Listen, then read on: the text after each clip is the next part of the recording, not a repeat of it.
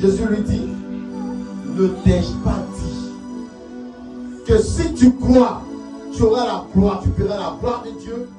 Frère, tu as eu l'information que si tu crois, rien ne te sera impossible. Est-ce que je t'ai pas enseigné cela? Est-ce que pendant que je prêchais sur les collines, pendant que je prêchais dans les champs, pendant que je prêchais dans les rues, pendant que j'étais dans les synagogues, pendant que j'étais dans les églises, dans les assemblées, lorsque j'enseignais, est-ce que je t'ai pas dit que si tu crois, tu verras la gloire de Dieu? Où as-tu mis la parole? Où as-tu mis cet enseignement? Où as-tu mis ce message? Où as-tu mis cela, frère? Et dans tes difficultés, tu oublies ce qui est essentiel. Le Seigneur te dit, ne t'ai-je pas dit que si tu crois, vous savez, la condition de ton miracle, la condition de la réalisation de ton miracle est ton niveau de croyance. Tout simplement, la condition de la réalisation de ton miracle est ton niveau de croyance.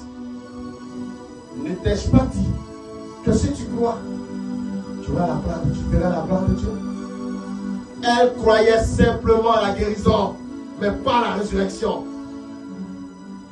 Elle croyait aux paroles de connaissance, mais pas à la résurrection. Elle croyait à la délivrance, mais pas à la résurrection. Quand on croit pleinement. Vous comprenez?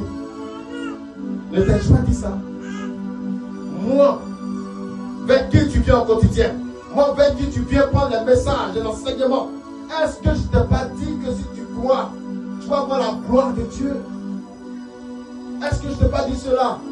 Gloire à Dieu. Jésus lui répondit, ne t'ai-je pas dit que si tu crois, tu verras la gloire de Dieu? Le verset 41 nous dit, ils ôtèrent donc la pierre. Après qu'il eut parlé à cette femme, après qu'il lui ait dit la vérité, elle a dit, ok, les gars, vous pouvez ôter la pierre. Parce qu'il s'agit des gens de son village qui ont vu la consoler. Alléluia. Ôtez la pierre. Ôtez la pierre. Alléluia. Et la Bible dit dans le 41, ils ôtèrent donc la pierre et Jésus, leva les yeux en haut et dit, Père, je te rends grâce de ce que tu m'as exaucé. Regardez un peu cette prière qu'il adresse. Je te rends grâce de ce que tu m'as exaucé. Tu n'as pas encore vu la chose en marche, mais tu dis, Seigneur, je te rends grâce parce que tu m'as exaucé. Amen.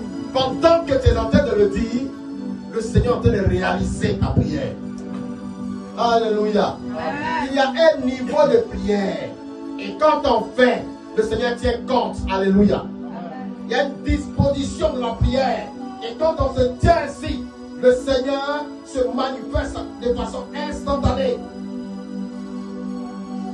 Seigneur, je te rends grâce de ce que tu m'as exaucé. Le verset 42. Pour moi, je savais que tu m'exauces toujours. Mais j'ai parlé à cause de la foule, voilà, qui m'entoure, afin qu'ils croient que c'est toi qui m'as envoyé. J'étais en train de parler pour qu'ils croient que c'est toi qui m'as envoyé. Si je sais que c'est toi qui exauces et tu m'as toujours exaucé.